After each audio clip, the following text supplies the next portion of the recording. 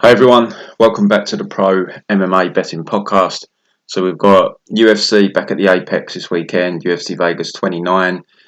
Main event is Dhiego taking on the Korean Zombie. So we're going to break down that card from a betting perspective. As I always say, this is a betting podcast, guys. We look at the betting odds, we decide if we feel there's value, where the value lies, what the best bets might be. I don't just pick who I think is going to win the fight. I go with where I feel the value lies. So this is different to majority of podcasts out there where they would just pick who they feel wins. So it is more tailored to your betters. So if you do like having a gamble on the fights, this probably will be the kind of podcast and breakdowns that you're looking for. It's not just a case of picking who we feel wins and going with our heart. We will look at the odds and work out if we feel there's value there, and the aim is to, over the long term, turn a profit basically by betting based on value. Weekend just gone, we had a great UFC show, stacked card. I said last week on the podcast it was a dog heavy card, and I think the dogs won 8 fights and the favourites won 6, so clearly a dog heavy card. I said that I had 5 bets on the card. They were all underdog bets. 4 came in, 1 didn't. So really good night's work for me. I think if you was using people like Hill in parlays and so forth on a card like that, you need to revise your betting strategy, guys, because it was quite clearly a dog-heavy card. There was lots of close competitive fights. You've just got to take a risk with the underdogs. I just never in a million years saw a lot of favourites winning on that card. It was just one of them cards. And this card coming up, it's a lot lower level. The matchmaking, if you look through the card, most of it is pretty lower level in terms of the UFC. But it's still tough to see this being a lot of favourites coming through. Now, it's harder for me to be confident in the underdogs here because it is lower level. But, I look at the card and there isn't really anyone where I can say, hand on heart, I'm pretty confident that they come through. Aleksei Camur should win, but he's not great himself. I would not be surprised if he lost. It wouldn't shock me. And literally every other fight on the card, you can make a case for the underdog. It's another card where I think you're probably going to find that the underdogs, if they don't win more fights than they lose, then I think you're going to find that it's quite an even split. I think we've got 12 fights on the card, so I'd be surprised if the favourites go 8-4 or better. I think we're looking at another kind of 6-6 card, 6 underdog wins, 6 favourite wins, maybe 7-5 the favourites win, but I'd be surprised if it's any wider than that. I just think it's another card where if you're a bettor, you need to be looking at the underdogs here. There isn't really much juice to lay. Aleksa, is he the biggest favourite on the card? I'm just having a quick scan through the fights. I think he is. Or Spivak. That says all you need to know.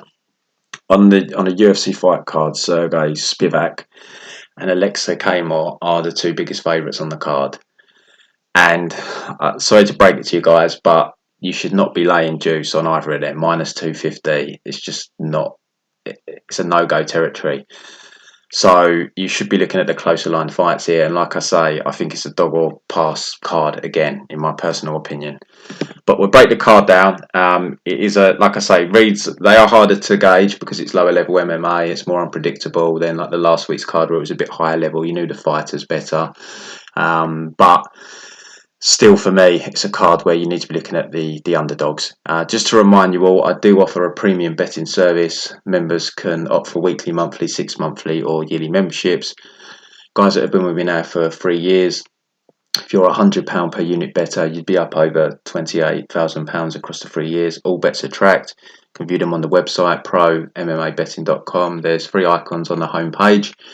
One is a direct link to the betmma.tips page, and there's 2 betting.gs pages. One exclusively for live betting, tracked bets, and the other one is for boxing bets, or if there's maybe been a parlay between boxing and UFC, the stuff that we can't, the pre-bets we can't track basically on betmma.tips.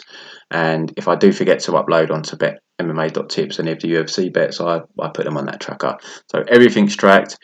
over 28 grand if you've been using the service across 3 years and you've been tuning in to take advantage of all the pre-bets and the live betting tips that are provided. So prommmabetting.com for the packages. If anyone wants to DM me at prommmabetting on Twitter, more than happy to answer any questions you may have, and please give us a follow and please give this video a like. So we'll start from the bottom of this card and work our way through. So women's flyweight division first, we've got Casey O'Neill taking on Lara Procopio. So Lara made a UFC debut at 135. Competitive fight with Carol Rosa, decent stand-up, and she lost the fight, but she was undersized. Came back, nice win over Molly McCann, and lots of silly in that fight. I got Procopio, I remember I got her opener at something like plus 200. I got a few bets standing, it was just silly odds. And Casey O'Neill was coming off a win over Shayna Dobson, which Shayna's not great, but Casey fought to her strength, which is grounding you out. I did want to bet Procopio, but I was hoping to get maybe an even line. I thought there might be some hype on Casey O'Neill, but the line has generally gone in Procopio's favour, and I think she's sitting at about minus 150 now.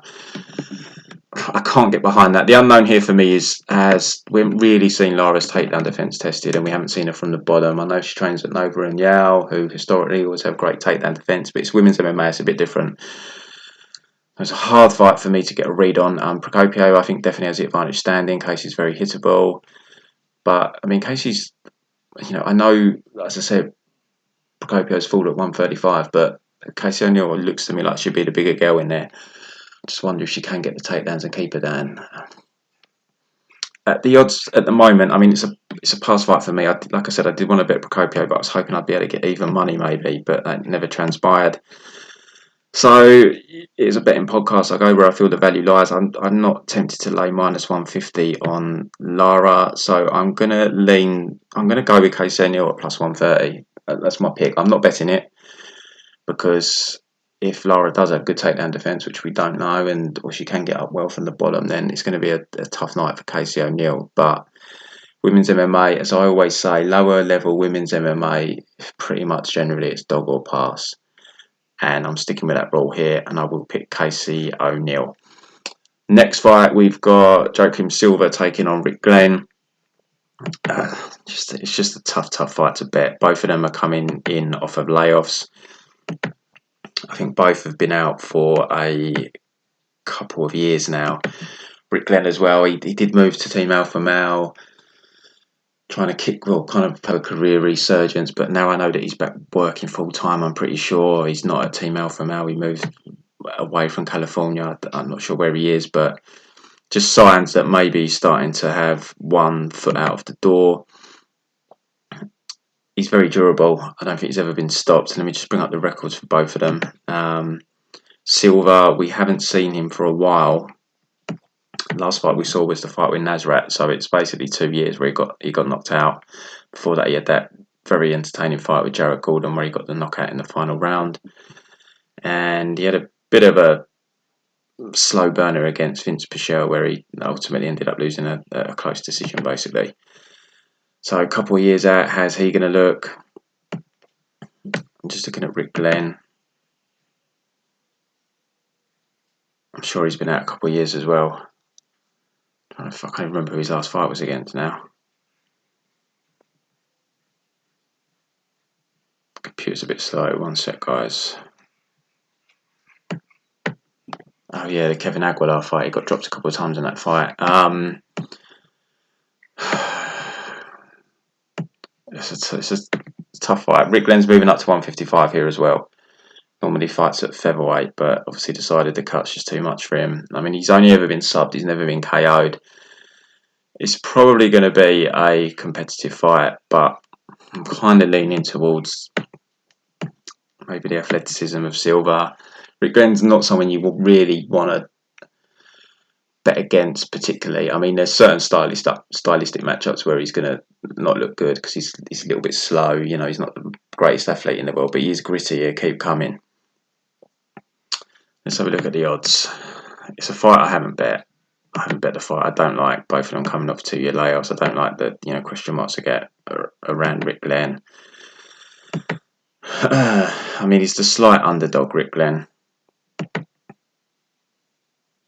I guess I'll lean towards him. in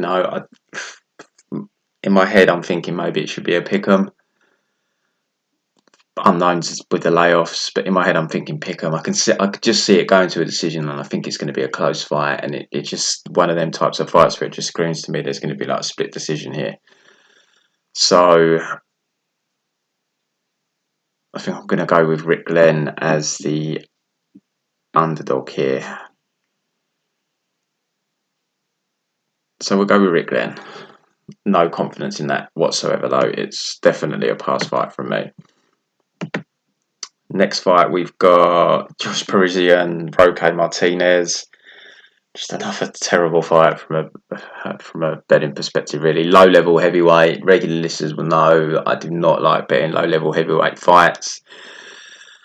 But Martinez was up at like plus 135, plus 140 at one point, and I didn't mind that. Not that I'm overly confident, but I just think it's a 50-50 fight. I'm not high on either. Parisian, he didn't look good in his UFC debut against Porter. Slowed down massively after the first round, and then you look at his record, and he's got losses to like Tony Lopez, stopped him. There's just a lot of concern for me when I look at his record. He has a fight with Marcus Mauldin. I remember watching that before he fought on the Contender Series, and Marcus Mauldin was lighting him up until he gets stopped towards the end of the first round. I watched his fight with Brett Martin before, where Brett Martin just takes him down and dominates him on the ground. I know it's irrelevant here, but I mean, there's just tons and tons of red flags for me with Parisian. Now, he is big. He has that on his side. He's a big guy. He's like 6'5", I think. Comes in at the weight limit, 265. But he's just not a good fighter. Now, I know Martinez isn't great himself, but what I do like about Martinez is he is durable. So he'd been stopped once. That was in the fourth round, and he avenged that defeat in the rematch. He got stopped by Crow Cop, but that was due to a cut. So, he wasn't actually put out. So he seems pretty durable. And, you saw that in his last fight. And even in his UFC debut where he was getting taken down and pounded, he took it. So the path to victory for Parisian is the takedown route here. Martinez doesn't seem to have great takedown defence, and he's a turtle off his back. So if Parisian can take him down, then he might be able to win that way, pound him out, or even just grind a horrible decision win. But plus 135, plus 140. It was Martinez for me. I think he's got the better hands. I think he's possibly more durable, and I think he's got the better cardio. So I will side with Martinez here, but it's low level heavyweight. The line at the moment is plus 115, plus 110. Like I said, plus 130, plus 135, plus 140. I didn't mind. Now I'd probably pass. I think now if I was looking at this fight, I'd be looking at the over 1.5. Probably be the angle I'd be looking for, but it's been bet up. It's getting on for minus 200 now. It's just the value's probably been sucked out of it. It's heavyweight at the end of the day and low level. And while I do think it goes over, the best odds now, you're looking at minus 185 that this fight goes to or past 7.5 minutes, which if we look at that from an implied probability standpoint, we're saying basically 65% of the time it's going to go past 1.5 rounds. Do I feel that's accurate? It kind of feels pretty accurate to me. I don't think there's any great value there.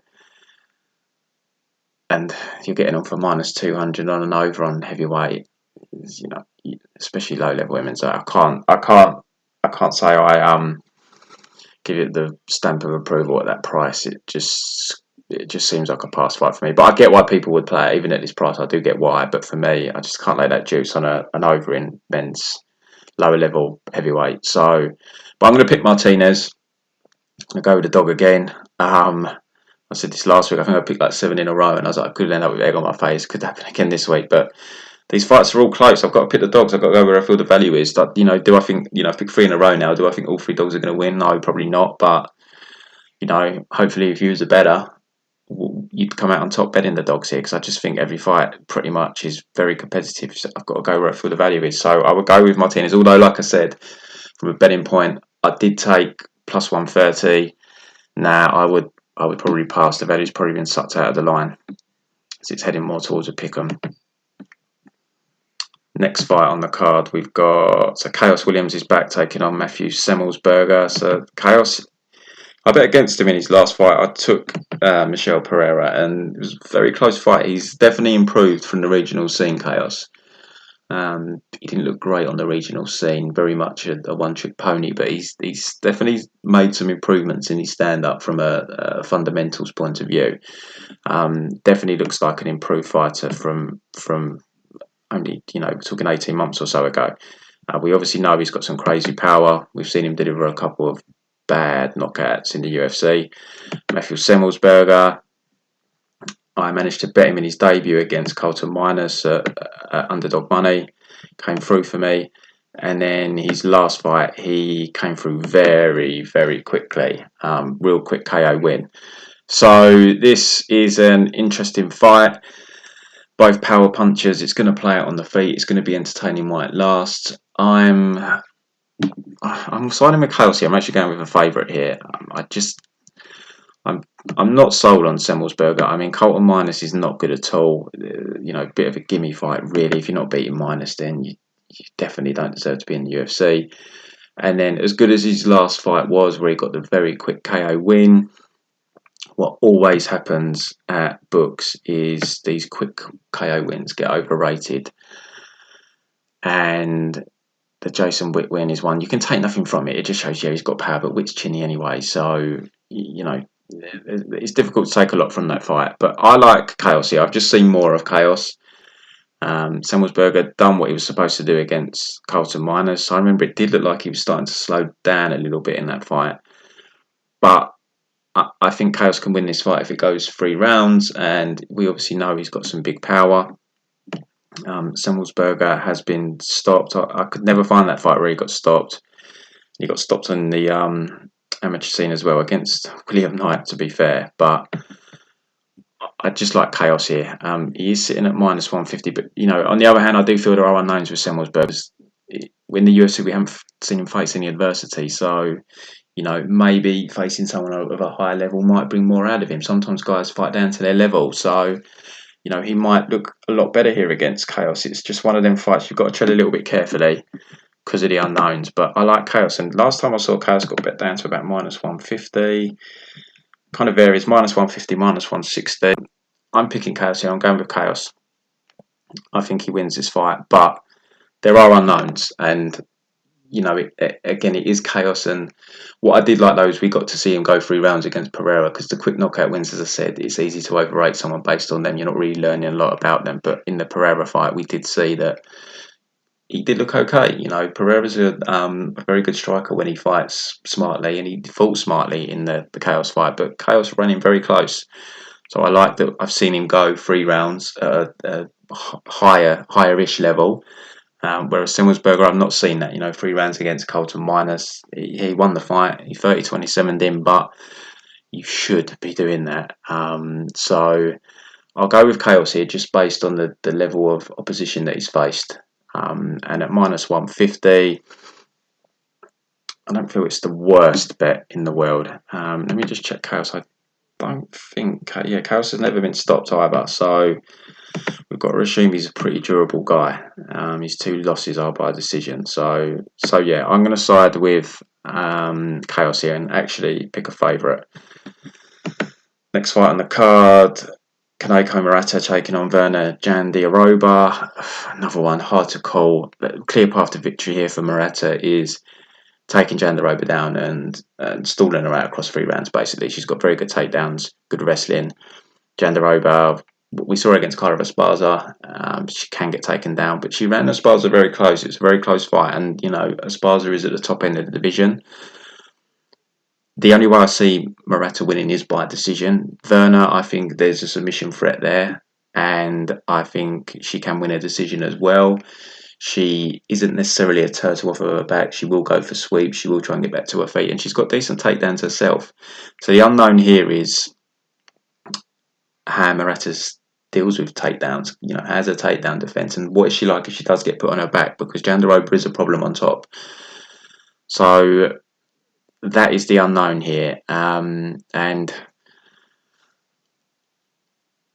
if I was going to bet Murata here, I'd probably have a little sprinkle on a decision line. I saw it at plus 200. Now I know she's the underdog on the money line. I always say if you're confident in a pick, take the money line and just put a sprinkle on the decision line. But I'm not confident in her winning this fight. So if I was going to bet her, I would go decision at plus 200. I think that's where the value is on Murata. But I'm kind of leaning Werner here. I just wonder how Murata reacts if she's put on her back and how she deals with it. And I've got a feeling that Jandiroba is going to dominate her physically if she can, positionally, sorry, if she can get her down and get on top, whether it's for a scramble, whether it's a takedown of her own doing. On the feet, it's a bit of a washout. I've got no idea what happens, but I think we're going to see a grappling heavy affair. And I like Werner. You know, she's got a submission threat as well. And as I say, she did take Carla Esparza down. She did get top position on Carla. And Murata on the bottom is unknown. So I'm going to side with Werner here. She is a slight favourite at minus 135. But I know Werner better. I've seen her. I know where her weaknesses are, where her strengths are. Murata, I don't have all the answers yet. So, and I do view her as one-dimensional. I think she's only got one path to victory. So I'm going to go with Werner here. Next, we've got Aleksei Camur taking on Nicolae. I don't even know how to say surname, but this is just... Look, I can't... Look, Nicolae did not look good in his UFC debut. He got dominated by the Russian guy who is not very good either. I can't remember his name off the top of my head, but it was a couple of years ago. So who knows? Nicolae may have improved. I look at his Instagram, it looks like he's still training in his home country. So I'm dubious as to how much he has improved. Aleksa coming off a disappointing loss tonight. Look, I'm going to pick Aleksa here, but do not be laying minus 250 on him. You just can't do it. Unless Nicolae's made a big jump, then Aleksa is the better fighter. So that's the other unknown, is possible improvements. But either way, you can't be betting someone like Aleksa at minus 250. Please don't put him in parlays, guys. He would not shock me if he wets the bed here. Just pass on the fight. And that's what I'm doing. I'm going to pick him just for the sake of giving you guys a pick. I just can't bring myself to pick Nicolae because he didn't look good a couple of years ago. But do not bet it. There's zero value. On to the main card next. We've got Matt Brown taking on Dhiego Lima. So, this isn't a bad fight for Matt Brown in the sense that Lima isn't a huge puncher, which is, Matt Brown's been struggling recently with durability. So he's kind of got some fairly generous matchmaking in that sense with this fight. But look, I can't bet Dhiego Lima. I don't trust him. Matt Brown is, I think Matt Brown's probably going to come out and look for the takedowns. That's what my gut tells me, that he's at that stage of his career where he's trying to fight a bit smarter. We saw it in the Condit fight. I just have a feeling that's the approach he's going to take to this fight. I don't think he's going to have much joy doing it. Dhiego Lima has been knocked out a fair bit in the past. Been a while though. We're getting on for 5 years since he suffered his last knockout loss. So it's something that he seems to have adjusted to avoid.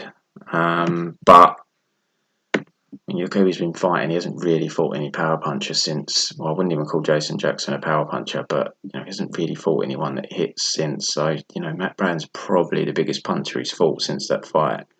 So you've got to imagine Matt Brown's gonna. I don't think he's going to come out headhunting. No, I think he's going to look for the takedowns. I don't think he's going to have much joy.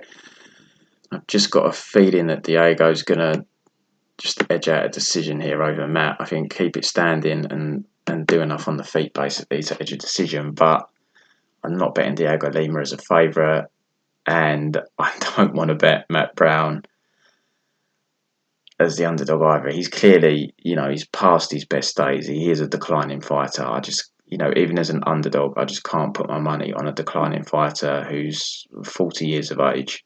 I just can't do it. So I'm going to pick Lima, but from a betting perspective, I'm just avoiding this fight completely. It's a pass fight for me. Wellington Turman taking on Bruno Silva next. So this is an interesting one. Bruno Silva's not fought for almost 3 years. He got USADA'd. he was coming into the UFC hot. He had a couple of good wins over in Russia, a couple of knockout wins as a big underdog in both fights. He was like plus 500 in both fights. So it's going to be interesting to see how he looks here. Is the being off the sauce, is it going to affect him? Has he improved over the last 3 years? Unknowns here. I managed to catch the opener on Bruno. I didn't get much down, but I managed to catch him at plus 145 when the line first came out. I'd done tape, so I got one bet down at plus 145. It very quickly adjusted to him being the favourite, so I didn't get more down, so I only got a small bet, which I was happy with at plus 145. Now, he did go up to like minus 150. I think he's down at about minus... Let's have a quick look. He's minus 135 now. I think he's 32 years of age or 31. He is taking on the younger guy here in Wellington Turman. Wellington's probably going to look to ground him. I think that's going to be the path he takes. I know he didn't try that against Sanchez, but Sanchez is a very good wrestler, tough to take down. I think he just thought he'd swing with Sanchez. I think here he will look to take Bruno down. It's just a tough fight to call because that's such a long layoff, 3 years. How's he going to look? He is a puncher. He's got good striking. He can be taken down, but he's not a turtle off his back from the fights I saw. He will work to get back to his feet. But it's just a tough card, this one. I don't like betting on fights where the layoff's 3 years. 16 of his 19 wins are by knockout, so the guy's got power. Wellington's coming off a knockout loss. I'm going to side with Bruno, but honestly, I don't think there's any value either way on the line at the minute. I think Bruno should probably be a slight favourite. But the unknowns, with the layoff, I don't love that. And it's never great when a fighter's coming off a KO loss, but that was actually back in August. I thought it was more recent than that. So it's actually been nearly a year. So Wellington's, he's taken time out, which is a smart thing to do. Lost to Carl Robertson in a fight that probably should have won, but he was a bit stoppy in that fight. Kept trying to take Carl's back and ended up on the bottom. So I'm going to pick Bruno. I think he's going to get enough work done on the feet to if he doesn't get a knockout, to win a decision here. His cardio looked fine in the fights I watched. Like his last fight, he won it in round 4. His cardio looked good. It's just it has the drug suspension being off the sauce. Is that going to affect him, and how's he going to look after the layoff? But he got signed by the UFC. You've got to think he's been working hard because he's getting up there in age now. He needs to make a run now, or it's never going to happen for him. So I'm going to side with Bruno, but at the current line, it's just a complete pass. As I said, I was fortunate to see the opener and I got plus 145, which I felt was off. So I took that. But if I didn't get that line, I would have passed on this fight. So I'll go Bruno, but not confident pick. Would not be shocked if Turman can grind him out. Erosa, Choi next at featherweight. Really good fight, this one. Choi's coming off a good win over Zalal. Erosa back in the UFC, gets the win over Woodson. Very gritty performance from him there to get the victory, and then he's coming off that quick win against Nate Landwehr. This is going to be an entertaining fight. It's going to be a stand-up fight from Choi's point of view. He's going to want to keep the fight standing. Erosa will probably look to mix in the wrestling here, but I don't think he's going to have much success. I think Choi's takedown defense and get-ups are pretty solid. He shut Zalal down very well. And, I know he got grinded out by Evloev and Tucker, but you can see that he's pretty solid in his takedown defense. Evloev ended up just chain wrestling him, and Tucker, it was a bit of a surprise to Tucker fight, but he still works his way back to his feet. When he gets taken down, he's not normally down there for long. So I do think this fight's really going to play out on the feet. The danger for Erosa is he doesn't use his length. He's very much a face-first fighter. He wants to get in close and brawl with you. So he's been knocked out a few times, and he did get dropped by Woodson. I think he even got rocked just before he knocked out Landwehr. So there is a danger there that he gets knocked out. But he's going to bring the fight to Choi. He's going to be in Choi's face. What I like about Erosa from a betting perspective is he's someone that will fight for your money. He's going to come in there and give his all. He's going to be in his face. And I just think it's an interesting dynamic. I think it's a pretty much a 50-50 fight. So I've got to go with Erosa here. Last time I looked, he was about plus 125. Yeah, some books he's still plus 125. I'm going to pick Erosa. I do give the edge to Choi in terms of finishing ability. Choi seems like he's very resilient. I'd be surprised if Erosa can get him out. So there is the danger that Erosa walks onto something because of his style. But I think I favour Erosa if this goes 3 rounds. I just think he's going to be constantly on Choi, in his face, throwing volume. The man comes to fight, so I'm going to side with Erosa here as the underdog at plus 125. Next fight on the card, we have Marlon Vera, Davey Grant.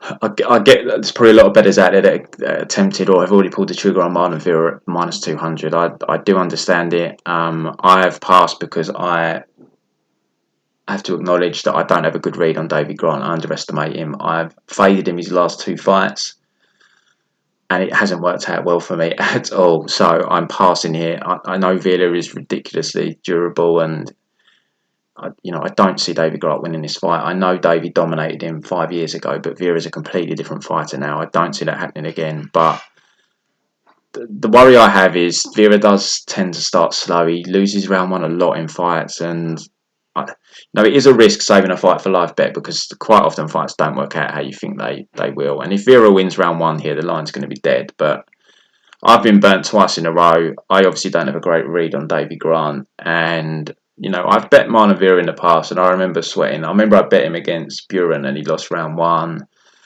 He lost round 1 to Andre Yule as well.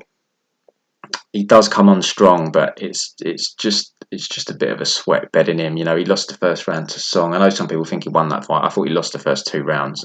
He did win the 3rd round. But look, if the line does get much lower, it is going to get tempting because all it has been is one-way traffic on Davey Grant. I mean, let me just check what the line is now. Last time I looked, he's minus 200. I don't think it's going to get better than that. I mean, if it did get bet down to like minus 175, my hand might be false, but I am going with Marlon Vera here. He's very durable. He's got great cardio. I'm just hoping he drops around 1 so I can get something on live bet. But if the fight doesn't transpire like that and Vera wins round 1, so be it. I miss out. But I have to also temper my enthusiasm to fade Davey Grant because it just hasn't been working for me. But this is a step up for him. Martinez and I can't remember the name of the Hawaiian guy, but Vera does have durability. He does have great cardio. It just seems a rough fight for Davey Grant, so I will side with Marlon Vera here. But I have passed on betting the line, but I think you've got to go with Vera. Davey's never been KO'd. All his losses are by submission, actually. So, can Vera force a late stoppage by turning it up? He does come on strong in fights. I don't know. Vera's someone that I don't have the best read on Marlon Vera either, to be honest. So for me, I'm going to pick Vera. I think he does win the fight, but like I said, I am aware of my shortcomings with regard to Davey Grant fights in particular. So it's a pass fight for me from a betting perspective. Co-main event, we've got Aleksei Oleinik taking on Sergey Spivak. As I said at the start of the pod, guys, the 2 biggest favourites on this card are Aleksa and Sergey, both minus 250. I just don't recommend you bet someone like Spivak at minus 250. I know that you might feel like he wins the fight. Oleinik's, at the wrong end of his career, but let's be honest, Oleinik's been at the wrong end of his career for a number of years, and he's still hanging around. Spivak isn't, he's not a big power puncher. He's known more for kind of getting the grind going, and it's a dangerous game against Oleinik. And look, Oleinik is 43. Let's be real. But when you look at his UFC run, he lost to Curtis Blades, but that was a cut. But his losses have generally been to big power punchers: Overeem, Harris, Lewis, Dorcas. Big power punchers at heavyweight. That isn't Spivak. I just think this is going to be a dirty, messy fight. I know Oleinik's old. I know he slows down in fights. I know everyone, chomping at the bit to fade him. But the guy, he's just a tough old man that comes to fight, and he's got a nasty submission game. And he's got a look. His stand-up's not good, but you've got to be wary of it because he's got a really freaky long reach for. When you look at him, you don't expect him to have such a long reach. I think he's like 80 inches. And he's one of them, a bit like Usman, where he just seems to have a little bit of extension on his punches when you throw it. So he throws a shot, and you kind of think the shot's going to fall short, but then there's just this extra little bit of extension that comes out at the end and catches you. So you've got to be careful. And the way the odds are, I've got to pick Oleinik. I've seen some people that are pretty confident in Spivak here, and it's just like, guys, look at this fight card. It is laced with potential underdogs. Why are you playing the minus 250s?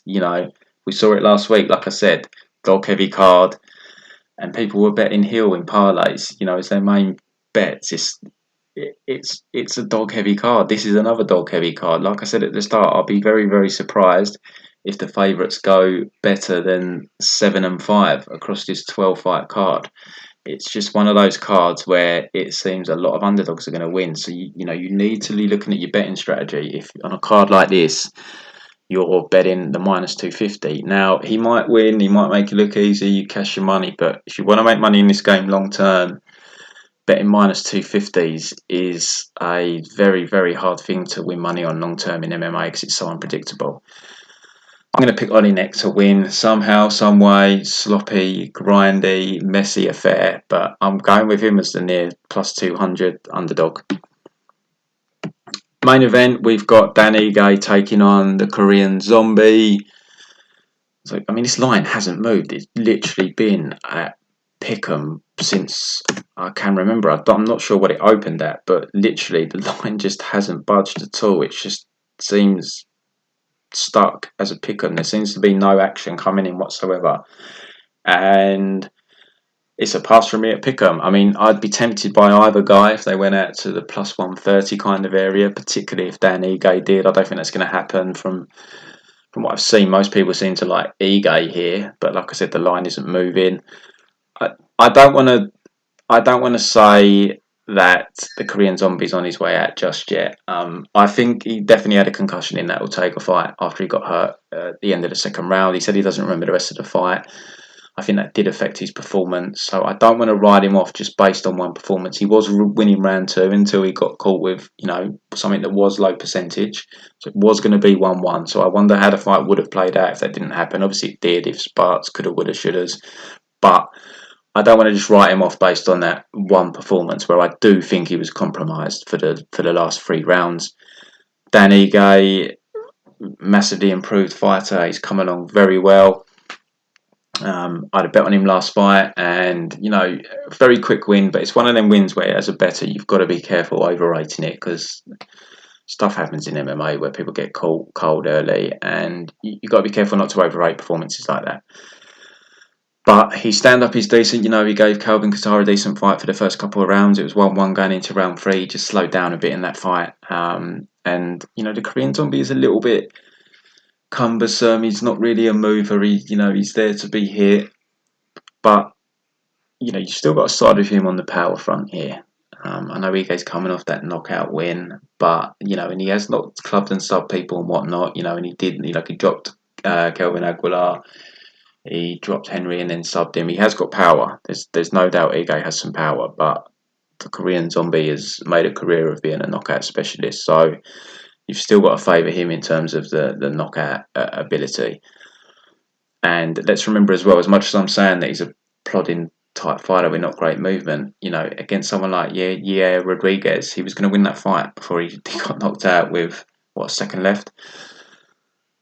So it's a tough one to call. Like most of this card, it is a real tough one to call. I don't think there's any value on the line that Pick'em. I'm going to pick Korean Zombie. I'm just going against the grain, to be honest. All I've seen is people picking Dhiego, so I'm going to give the Korean Zombie a bit of support. I do not have a lean on that. People might be right. He might be, there might be a decline happening. He is 34 years of age. He's had some tough fights. So there's definitely potential that is happening. And Dhiego does seem to improve every fight. But what the hell, for the fun of it, I'll pick Korean Zombie. But I have zero lean on that fight. I've got no action on it. I will not be betting on that fight. But I will pick Korean Zombie, and I think he will flip to the... I've got a feeling he does become the underdog by fight night. So what the hell, let's pick another underdog. Let's go with the Korean Zombie. So wraps up the card. Just a quick one this week, guys, because it's not... I don't love the card from a betting perspective. I've got a few bets. I've sent them out to members, but we're small on this card. There's not much action.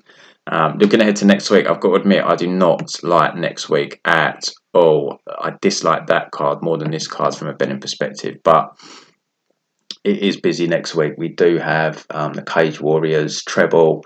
We've got Bellator and PFL. So hopefully I can find some action in some of them other cards. But this is a tough card for betting. But just think carefully about your bets, guys. Like I said, the two -250 favourites. I think you need to analyse your betting strategy if you find you're betting them, especially if you bet Hill last week.